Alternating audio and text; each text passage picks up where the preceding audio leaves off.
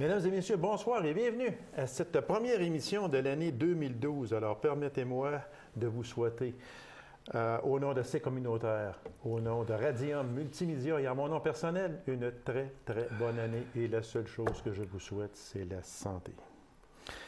Que sera 2012 sur la scène politique provinciale et comment se comportera le Parti québécois dans sa politique interne, surtout politique qui ne fut pas facile au cours de l'année 2011. Alors, pour nous en parler, je reçois le député du Parti québécois en Abitibi-Ouest et vice-président de l'Assemblée nationale, M. François Gendron. Monsieur Gendron, bonsoir. Bonsoir, M. Lacasse. Je me permets de vous laisser peut-être quelques secondes pour offrir vos vœux à la population. Rapidement, c'est gentil, M. Lacasse. Bon, cher vous, cher public qu'on appelle, chers vous tous, citoyens, citoyennes d'Abitibi-Ouest, c'est plus large si ça couvre plus large. Mes meilleurs vœux pour une année 2012 remplie de bonnes choses pour vous. Et comme Gabriel le mentionnait tantôt, c'est évident que quand on vous souhaite d'abord une santé efficiente, une santé qui vous permet de vous réaliser, de vous accomplir, c'est sûr que c'est le fondamental. Parce que, règle générale, on ajoute toujours, quand on a la santé, ben, le reste suit. C'est pas aussi vrai que ça, mais une chose qui est certaine, quand on a la santé, ça nous permet de prendre des initiatives, ça nous permet de se réaliser, de s'accomplir, et c'est le désir de chaque être humain de poser sa pierre, de vouloir contribuer à l'édification d'une société qui est meilleure, qui est plus généreuse, qui produit davantage de choses qui permettent de ne pas être inquiète pour nos enfants, puis de ne pas de laisser un héritage que nous n'aimerions pas, que ce soit au niveau de l'environnement ou de l'endettement, mais on ne rentre pas tout de suite dans les dossiers chauds de l'actualité. Meilleurs vœux, merci de nous entendre. Je voudrais vraiment insister sur un mot ou deux. Moi, quand je réponds présent aux demandes qu'on me fait pour des interviews, c'est pour essayer de vous donner le maximum d'informations. Le vrai pouvoir dans la vie, c'est celui de savoir. Plus vous savez de choses sur le plus grand nombre de choses, plus vous êtes en mesure d'influencer les choses.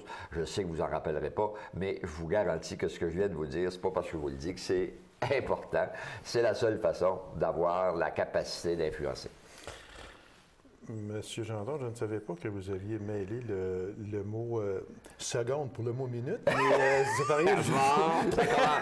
C'est très de plaisanterie, Monsieur Gendron. 2011, il ne faut pas s'en cacher, et je sais, et ce que vous avez dit à la population, c'est vrai, ce que nous faisons, et nous en sommes à notre 70e émission avec M. Gendron et moi-même, 70 émissions. Et je vous lance un petit défi très vite. Trouvez-moi au Québec et même au Canada un journaliste qui a fait 70 entrevues de une demi-heure avec le même député. Et vous m'en donnerez une nouvelle. Bon, merci l'électorat, c'est grâce à eux. Oui, c'est ça. Les mandats respectifs. Voilà, exactement. Monsieur Gendron, 2011... ça a été difficile au Parti québécois et difficile dans la régie interne du parti. Est-ce que c'est enfin terminé, ces chicanes de clocher-là? Est-ce qu'en 2012, vous avez un congrès à la fin du mois, 28-29 janvier prochain? Est-ce qu'on va encore remettre en question le leadership de Mme Marois?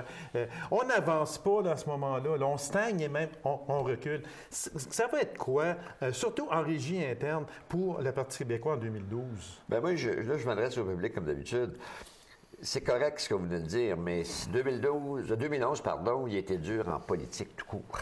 En politique, mais pas facile en régie interne. Ah non, on va y aller, pas de trouble. J'ai jamais de trouble à parler des réalités, mais si on parle pas d'abord que ça a été très dur en politique tout court pour toutes sortes de raisons. Écoutez, quand on a un premier ministre qui se bute, quand on a un premier ministre qui veut rien savoir, ce que j'appelle du corridor que l'électorat nous indique, que ce soit la commission d'enquête, toute la question de collusion, toute la question de l'exploitation des richesses naturelles. Alors, je ne ferai pas tout ça, mais si on fait pas ça en analyse, il me semble qu'on ne l'a pas comme tel. Alors, est-ce que c'était dur à l'interne? Réponse oui. Il y a eu une très bonne demi-année, il faudrait aussi le dire, parce que c'était en 2011.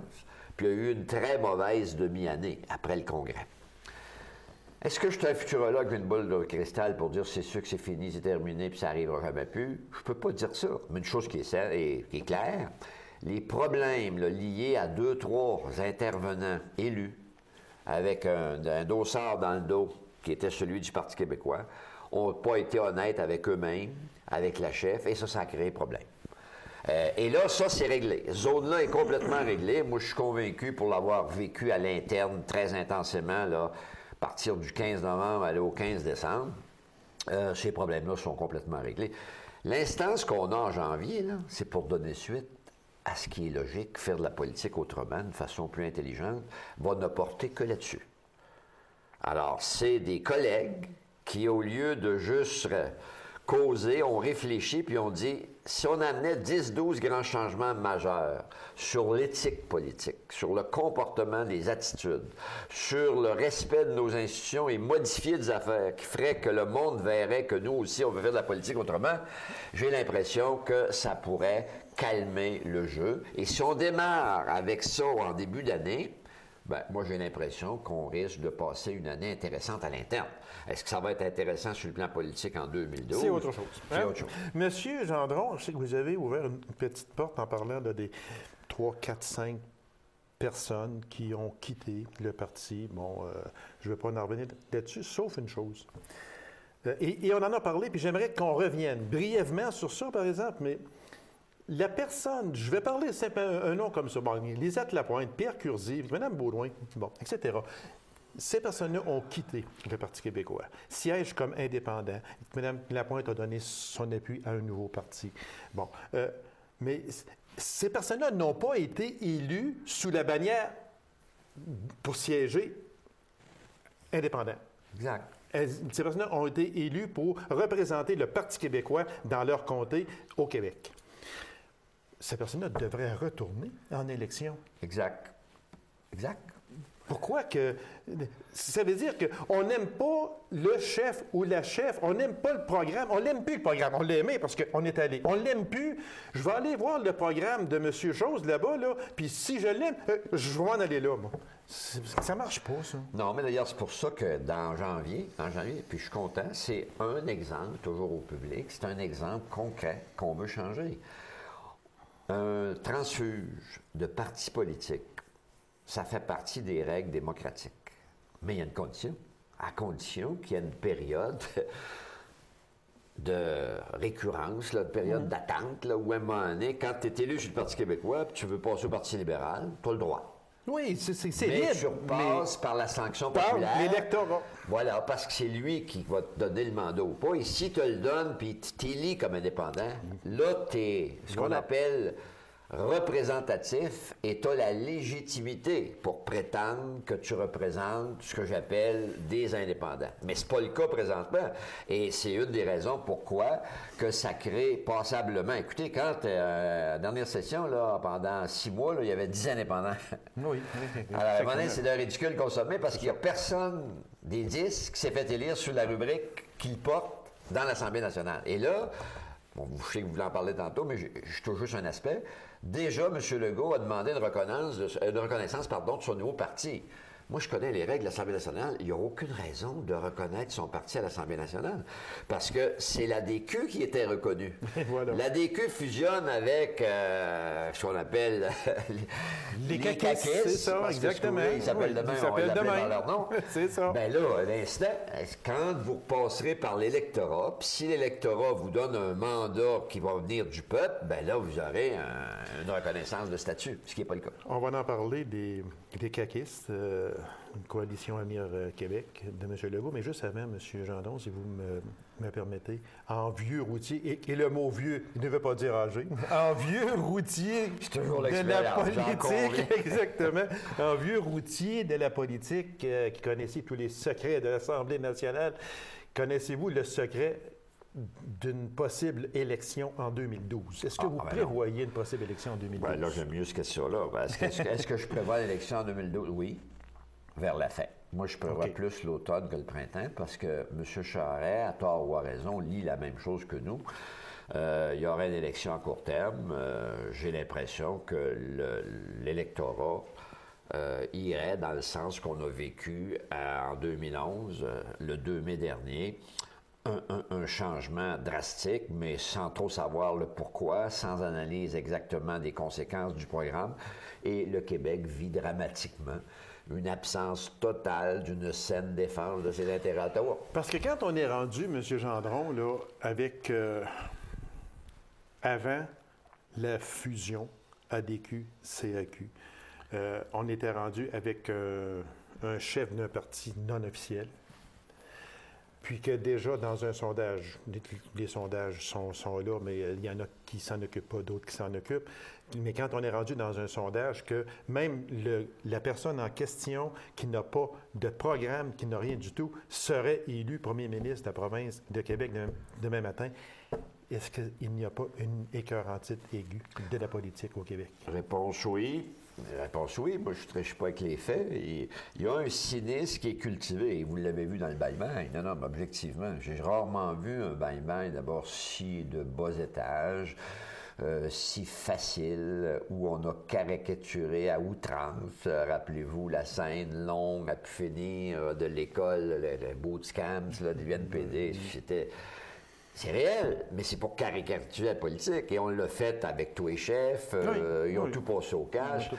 Gardez les caricatures, les dernières caricatures qui sont très parlantes vont dans ce sens-là. Alors, il me semble qu'on n'a pas à élaborer très longuement là-dessus. Est-ce qu'il y a un cynisme entretenu? Ben oui, parce qu'on a un premier ministre d'abord qui l'a entretenu. Quand ça part du premier ministre du Québec qui se moque des valeurs démocratiques de la politique, écoutez, le Code d'éthique et d'idéologie, c'était son engagement de 2003, je me rappelle très bien dans le discours inaugural. Il est rentré en vigueur le 1er janvier 2012. Il vient juste de rentrer. Ah oui, il est rentré en vigueur il y a 3 jours. Oui, alors, exactement. Quand on se moque de la population comme ça, il y a des conséquences. Alors là, il y a un cynisme bien installé. Dans combien de temps on va sortir de ce cynisme bien installé? Seul le peuple va le décider, parce que le peuple, en général, dans les valeurs démocratiques, il ne se trompe pas. Est-ce qu'on trompe souvent le peuple? La réponse, oui. Mais le peuple, lui, ne se trompe pas. On va aller avec M. Legault et la venue de la CAQ, Coalition Avenir Québec. Moi, très brièvement, M. Gendron, votre opinion sur la fusion ADQ-CAQ. Est-ce que M. Legault n'est pas après avaler complètement Gérard Deltel? Bien, c'est évident. C'est évident que M. Legault a avalé complètement l'ADQ. C'est pas pour dire que ce que j'appelle les seniors de l'ADQ sur, ils appellent ça, eux, la commission politique. C'est normal. Mm-hmm. Alors, leur instance propre de la commission politique est très déçue parce que s'il n'y a pas eu de fusion, normalement, une fusion, là, il y a des éléments des deux morceaux qui se fusionnent. Là, carrément, c'est M. Legault qui a avalé à 100% les principes de base de l'ancienne ADQ. Et est-ce que ce courant-là, ce que j'appelle le courant idéologique de l'ADQ, un peu moins d'État, pour ne pas dire presque plus d'État, des mesures assez draconiennes pour véritablement avoir moins ce que j'appelle de coûts sociaux, moins de dépendance pour les gens qui en ont le plus de besoin. Et c'est un point de vue qui se défend. C'est un point de vue qui se défend, il faut être honnête là-dessus. Est-ce que ce point de vue-là, il est complètement écarté de ce que j'appelle l'agenda politique? Pour le moment, oui, il est complètement écarté. Oui, donc, est-ce que M. Legault a mangé complètement l'ADQ? Oui, et regardez concrètement, parce qu'à un moment donné, on ne peut pas juste parler de même au monde. Moi, je connais Daniel Raté comme Barabas, puis je connais Gérard Deltel pas mal. Il n'y a aucun lien entre, sur le plan idéologique, sur le plan de la pensée, entre M. Gérard Deltel, que je respecte comme individu, puis mon ami Daniel Raté, que je viens de parler. J'ai pris ces deux exemples-là. Là. Alors, j'ai bien la misère de voir autant de différences, puis prétendre que ça va faire un parti unifié, mordant, avec ce qu'on appelle de la détermination des principes. Rappelez-vous, qu'est-ce que vous avez dit au tout début? C'est notre 70e émission, à peu près là-bas. Ça, c'est de la constance, de la durée dans le temps, de la continuité. Quand tes principes de base sont de la durée sur des principes d'une société, tu es sur du roc comparé à du sable mouvant. Comparé, exactement. Monsieur Jean, c'est parce qu'il y avait une caricature imagée dans le journal il n'y a pas tellement longtemps qui disait que Monsieur Deltel avait laissé une belle grande ferme, tout équipée avec des belles terres pour s'en aller dans un condo 3,5 au centre-ville à Montréal. Je pense que l'image, elle est parlante. Elle est parlante. Okay. Monsieur Gendron, là, c'est beau cette fusion-là, là, mais elle n'est pas officielle. Aujourd'hui, parce qu'il reste 2500 quelques membres à l'ADQ. Alors, ces personnes-là, il faut qu'ils votent par écrit. Advenant le cas, parce que là, il commence à se former des petits groupes qui disent « Non, non, nous autres, là, on ne veut pas là, cette affaire-là. » Si le vote ne passe pas, qu'est-ce qui va se passer à ce moment-là? Là, il faudrait voir leur constitution. Objectivement, il faudrait voir Oui. la constitution, ce qu'on appelle les règles de base, de principe qu'a créé la DQ, mais j'ai quand même lu un peu, Oui. j'ai fouillé ça un peu. À ma connaissance, on est ce que j'appelle dans la théorie. Et là, pratico-pratique, les élus de l'ADQ ont donné leur adhésion largement. Que je pense au député François Bonnardel de Sheffield, Gérard Deltel, Mme Roy, qui a quand même pris un peu de panache en 2011. Elle a pris beaucoup. Oh, oui, elle a pris effectivement. beaucoup. Non, Oui, mais oui, c'est oui. une parlementaire qui fait un très bon travail, parce que moi, je vais tout rappeler un chat, là, Oui. tant que je suis en politique. Alors, objectivement, moi, j'ai l'impression que il n'y a pas beaucoup d'intérêt à creuser ça, parce que c'est pas renversable. Ils vont dire, écoutez, c'est votre point de vue, mais qu'est-ce que vous voulez qu'on fasse? Les élus ont décidé que c'était autrement, puis c'est déjà fait, puis eux autres, en février, quand ils vont aller occuper leur siège, ils vont l'occuper sur la nouvelle rubrique des 8 caquistes, 4 provenant de la DQ, 4 provenant d'ailleurs, et... On ramasse. On ramasse. Monsieur Gendron, on va rester dans la coalition Avenir Québec, si vous me permettez. Je vais vous nommer 6 ou 7 points, puis j'aimerais que vous les commentiez. C'est M. Legault qui disait, il parle du privé en santé, mettre de l'ordre dans le système public, hausser les salaires des professeurs de 20 abolir les commissions scolaires, je pense qu'il a déjà été ministre de l'Éducation, lui, abolir les agences de santé, demander aux médecins de prendre plus de patients, hausser le salaire des médecins. Il va faire ça comment? Voilà. Bien la question de fond. 2 choses que je voudrais dire encore là en respectant l'électorat. Il y a du rêve là-dedans, puis il y a des choses qui ne sont pas souhaitées par les concernés. Là, j'espère que vous me suivez, vous, puis le public aussi. Oui, hausser le salaire des enseignants, puis là, je ne porte pas de jugement s'il est trop beau ou pas si haut. Non. Mais c'est une façon détournée pour lui Oui. d'avoir ce qu'on appelle, une règle d'évaluation des profs comme si ce n'était pas des professionnels de l'enseignement et en conséquence, par le biais du plus salaire, là, il va épurer ce que j'appelle les bons et les pas bons. Ça ne s'est jamais fait ailleurs. On a regardé si ça existe dans d'autres États ou provinces. La réponse, c'est non. Et ça va être un beau nick à chicane rapidement parce qu'une minute, là, quand tu es prof, puis ta rémunération est basée sur l'année d'expérience, puis ta scolarité, puis ainsi de suite, bien, c'est vrai autant pour les 3 autres qui sont à côté de vous, là. Et c'est pas un facteur, même les concernés sont pas d'accord avec ça. Ça va, là? Alors, c'est dur de dire, moi, ce que personne n'a proposé, moi le mettre sur la table, moi l'appliquer, puis ça va marcher. C'est juste là-dessus que je vais attirer l'attention. Moi, je veux pas être un prophète de malheur, mais les 3/4 affaires de même ne marchent pas. Bon, les médecins. Qui a le plus de médecins dans le monde per capita? C'est le Québec. Le problème n'est pas la rémunération, le problème est la répartition des médecins. Voilà, exactement. Puis deuxièmement, il y a trop de médecins qui ne médecinent plus. Pas si vous m'avez compris, là, c'est pas compliqué. Un médecin, il faut qu'il médecine. S'il ne médecine plus parce qu'il a une tâche administrative ou du moins l'urgence, j'en fais plus.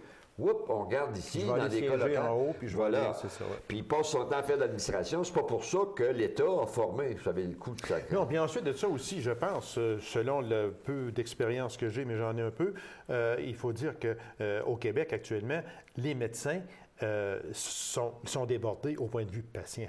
Oui. Ça, c'est sûr que vous n'arriverez pas chez un médecin, que vous soyez ministre de la Santé ou peu importe, chef d'un parti, dire quand tu as tant de patients, prends-en 100 de plus, OK? Puis toi, ben, prends-en 50 de plus. Non. Non, puis regardez, à un moment donné, c'est parce que, regarde ça, vous avez un crayon dans les mains, là. Alors, c'est pas un verre de lait. Donc, à un moment donné, il y a des affaires faciles. Les solutions, ils sont sur la table. J'en nomme une. Enfin, ce cher gouvernement libéral, pas très pratique, a donné suite à une demande qu'on faisait depuis 7 ans, permettre aux pharmaciens de régler eux-mêmes les prescriptions et les ordonnances. Ça, c'est une avancée qui va libérer. Énormément. Moi, si vous saviez dans mon bureau comment le juin je recevais, je n'ai pas de médecin de famille, je suis obligé d'aller attendre 11 heures pour aller me chercher une prescription pour aller à la pharmacie. Ça n'a pas de sens. Ça doit pas. Régler. Deuxièmement, Est-ce que des infirmières de qualité, et la plupart des infirmières sont de qualité, pour ne pas dire la grande nombre, est-ce qu'ils ne peuvent pas poser plus d'actes médicaux? La réponse, c'est oui. Il y a bien des infirmières à l'urgence qui pourraient régler les affaires. Donc, c'est par le biais des ordres professionnels moins sclérosés, moins pognés dans leur carcan, puis leurs cases restrictives. Là, il y a des solutions pour désengager un certain nombre de clients ou de personnes qui se présentent chez le médecin puis n'ont pas plus d'affaires là que la charte. Quand M. Legault est venu présenter son parti officiellement, c'était drôle et pas drôle. À un certain moment donné, c'est qu'on l'a appelé le parti des On verra. Parce que j'ai quelques exemples ici. Ouais, on verra. Quand des journalistes lui demandaient quelle demande allez-vous faire à Ottawa, on verra. La porte au privé en santé, on verra. Plus d'argent aux parents pour choisir la garderie de leurs enfants, on verra. Je m'excuse, mais on va voir quoi? Bien, voilà, oui, mais encore là, juste par ces mots-là, j'en appelle toujours à l'électorat, vous devriez pousser votre réflexion, l'électorat, et dire, bien, il y a toujours un danger de prendre un risque de changer d'auto si vous n'avez pas posé la question, pourquoi vous voulez changer d'auto? C'est l'intérieur qui ne fait pas votre affaire, c'est la couleur, c'est la transmission, c'est qui est manuel, puis vous voulez un automatique, pardon.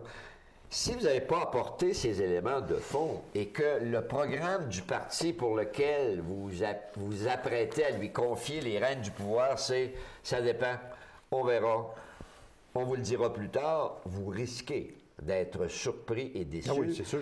Et est-ce qu'on a autant de chances à prendre? Il me semble qu'on a un bel exemple là, du 2 mai, puis je respecte ces gens-là.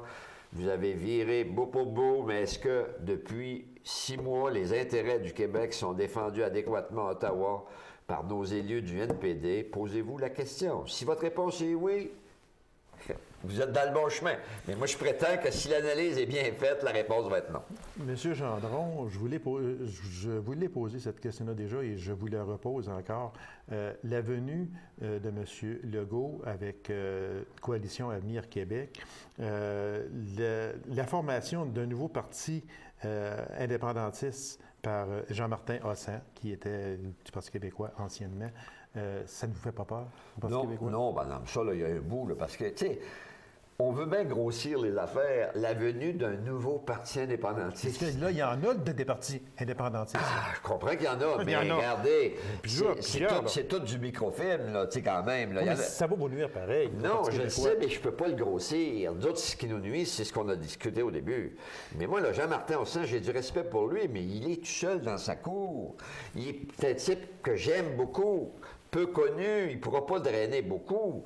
Quand on me fait croire que le Québec solidaire est indépendantiste, je regrette. C'est pas leur priorité. Leur priorité, c'est d'essayer de nous battre partout dans tous les comtés. Wow, on est censé être 2 partis indépendantistes. Donc, il y a de quoi qui marche pas. Et je connais très bien Amir et Françoise, David, et c'est pas des gens, quand on va dans leur forum, ils ont eu leur congrès, je pense qu'ils ont eu à peu près 8 minutes de discussion sur ce que j'appelle un Québec complet, puis il y a eu un congrès de 2 jours et demi sur, par exemple, un salaire minimum à 15$, sur un revenu minimum annuel garanti pour tous les citoyens. On dit, vous allez le financer comment? Bien là, tant qu'on n'est pas aux finances publiques, c'est difficile, on ne sait pas comment on le financerait. On verra. Alors, tu sais, il y a un bout, là, mais ça, c'est clair que un certain nombre de journaux, la presse, vont grossir ça, puis vont dire, il y a une division terrible chez les indépendantistes. Et ce qu'il y a de pire, c'est que c'est vrai, c'est vrai dans le nombre de partis qui se prétendent souverainistes et indépendantistes. Mais combien portent la cause et que leur article 1 dans leur programme,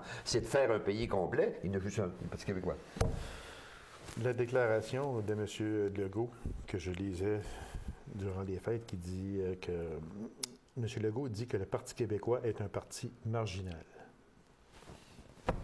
Je ne peux pas commenter ça, c'est tellement d'une insignifiance totale. Pourtant, il en a fait partie longtemps, lui. Ah, plus que partie. Je veux dire, il était un ministre influent aussi. Il est un ministre senior parce qu'il n'est pas question encore là de ridiculiser François Legault comme individu.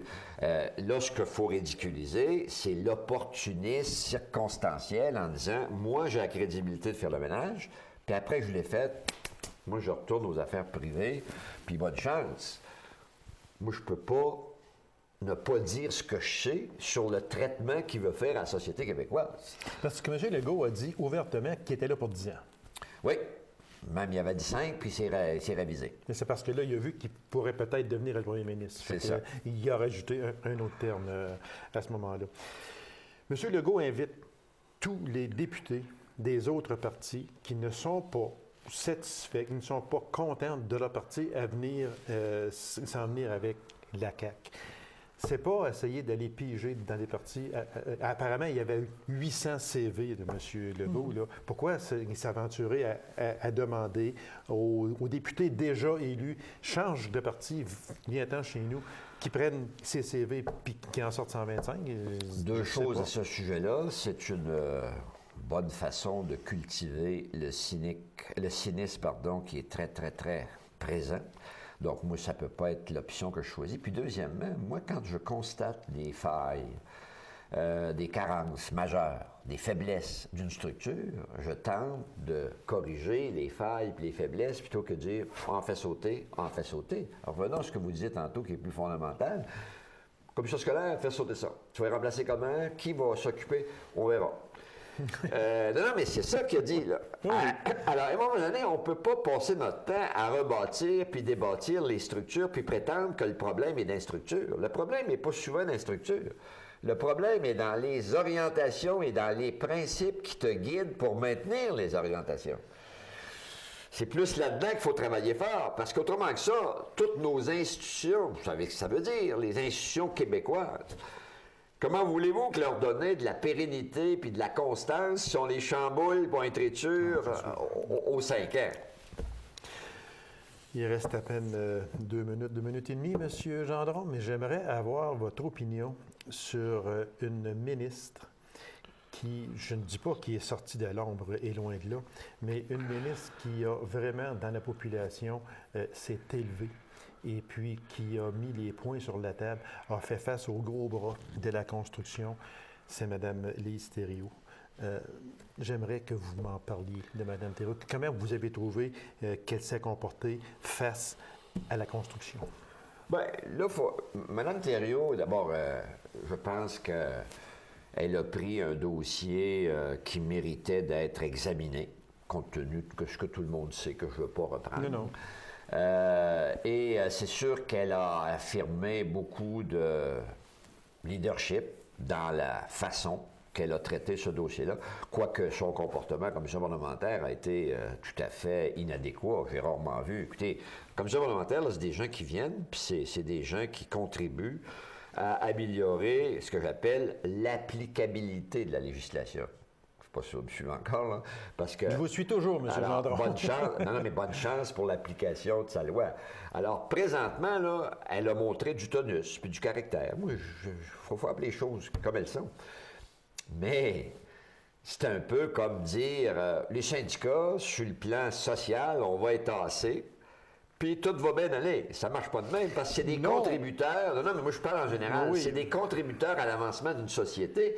Et souvent, grâce au mouvement syndical, on a amélioré globalement la société. Moi, je me rappelle le déficit zéro qui était une bonne affaire au Québec de vivre selon nos moyens, même si ça a été dur, on ne l'aurait jamais fait sans l'accord des centrales syndicales. Donc, Gendron, tout est dans la mesure. Monsieur Gendron, en tout cas, pour moi, à mon humble avis, à moi, mais je ne siège pas à l'Assemblée nationale, mais j'ai trouvé que cette personne-là, moi, elle a été extraordinaire. Elle a mis les points sur la table, puis elle a dit, là, c'est assez, c'est assez. Et rares sont les ministres dans le gouvernement actuel qui font ça. Monsieur Gendron, merci infiniment. C'est tout le temps que nous avions.